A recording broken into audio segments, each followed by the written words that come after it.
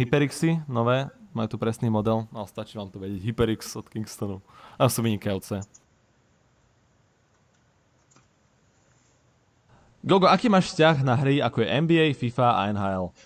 Ja nejsem moc fanda športových hier na počítači ani na konzoliach. Radšej si ten šport zahrám, ako keby som mal hrať. Ale z nich, keby som si mal vybrať, tak si určite vyberiem NHL.